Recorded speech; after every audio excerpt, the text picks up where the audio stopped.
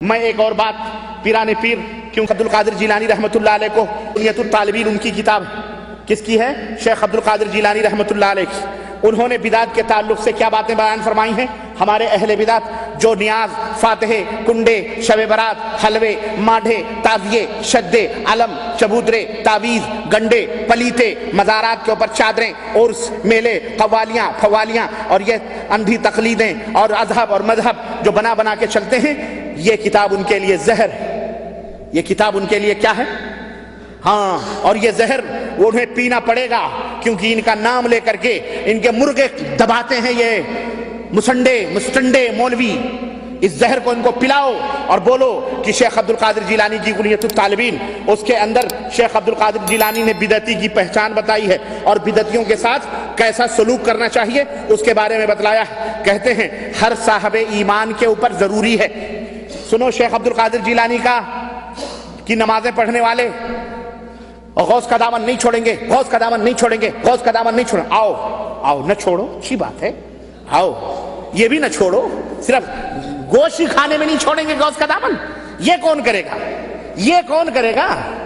یہ ہم نہ کریں، وہی کریں بس۔ شیخ عبد القادر جیلانی فرماتے ہیں ہر صاحب ایمان پر سنت رسول اور جماعت کی پیروی کرنا ضروری ہے۔ پھر خود ہی تشریح کر رہے ہیں کہ سنت سے مراد رسول اللہ صلی اللہ علیہ وسلم کا طریقہ ہے۔ سنت سے مراد کس کا طریقہ ہے؟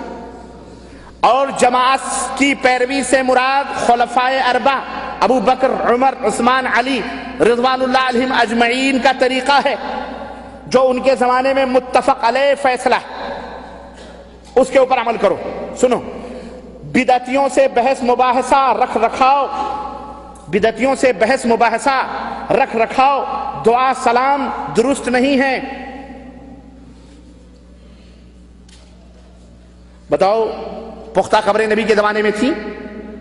چادر چڑھانا قبروں پر نبی سے جلوس اور یہ علم گلم جو کچھ بھی نبی کے زمانے میں تھا،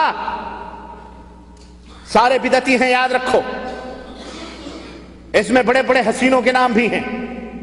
میں نے بالکل الوجوہ یہ بات میں کہہ رہا ہوں، کہہ رہے ہیں کہ بدعتیوں سے بحث مباحثہ رکھ رکھاؤ، دعا سلام درست نہیں ہے۔ امام احمد بن حنبل فرماتے ہیں کہ جس کسی نے بدعتی کو سلام کیا تو گویا اس نے اس سے محبت رکھی، کیونکہ حدیث نبوی ہے کہ سلام پھیلاؤ محبت بڑھاؤ۔ تو بدعتی سے محبت بھی کرنا جائز نہیں ہے۔ سنو، فرماتے ہیں کہ اہل بدعت سے اٹھنا بیٹھنا، استوار رکھنا، عید اور پرمسرت موقعوں پر مبارکباد دینا، ان کی نماز جنازہ پڑھنا، ان کا ذکر خیر کرنا اہل ایمان کے لیے جائز ہی نہیں ہے۔ ان کے نماز جنازے میں بھی شریک مت ہو، ان سے سلام بھی مت کرو، ان سے اٹھنا بیٹھنا بھی نہ رکھو۔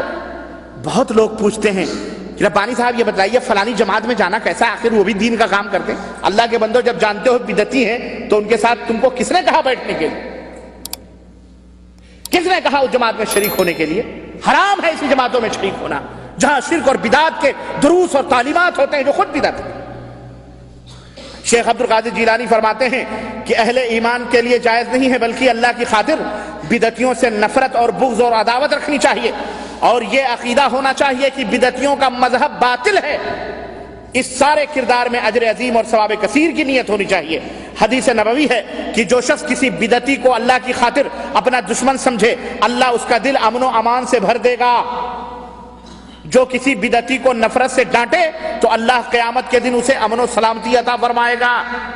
شیخ عبد القادر جیلانی فرما رہے ہیں، میں نہیں کہہ رہا ہوں، شیخ عبد القادر جیلانی فرما رہے ہیں جو کسی بدعتی کو حقارت اور ذلت سے دیکھے، اللہ اس کے لیے جنت میں 100 درجہ بلند فرمائے گا۔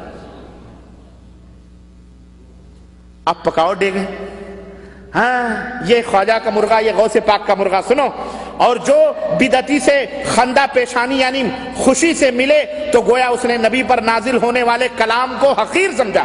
حضرت عبداللہ ابن عباس سے روایت ہے کہ رسول اللہ صلی اللہ علیہ وسلم نے فرمایا کہ اللہ تعالیٰ بدعتی آدمی کا کوئی عمل قبول نہیں فرماتا حتیٰ کہ وہ بدعت سے تائب ہو کر اسے چھوڑ دے۔ شیخ عبد القادر جیلانی فرماتے ہیں کہ فضیل ابن عیاض فرماتے ہیں کہ جو کوئی بدعتی شخص سے محبت رکھے اللہ اس کے اعمال ضائع فرما دیتا۔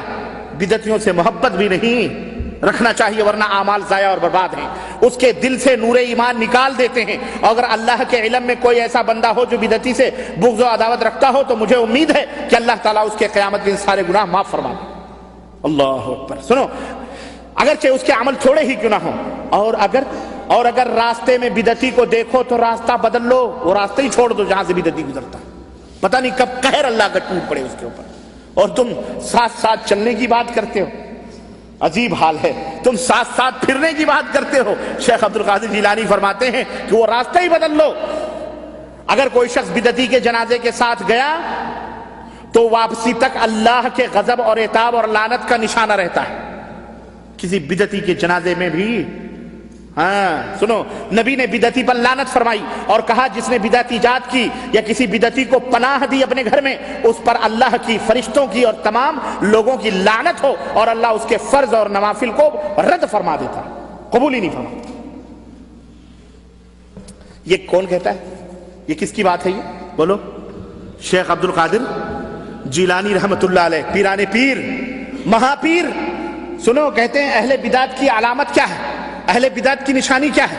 کہتے ہیں یاد رکھو، اہل بدعت کی کچھ نشانیاں اور علامات ہیں جن سے وہ پہچان لیے جاتے ہیں. مثلا اہل بدعت اہل الحدیث پر طعن و تشنیع کرتے ہیں، یعنی انہیں گالی گلوچ بکتے ہیں. زنادقہ اہل حدیث کو جھوٹا کہہ کر احادیث کو باطل کرنا چاہتے ہیں. قدریہ اہل حدیث کو جبریہ کہنے کی کوشش کریں گے. جہمیہ اہل حدیث کو مشبہہ کہیں گے.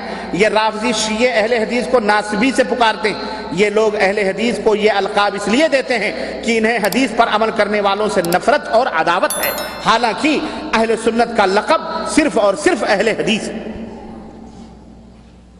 یہ کون کہہ رہا ہے؟ بولو یہ بھی وہابی تھے. بولو یہ بھی کون تھے؟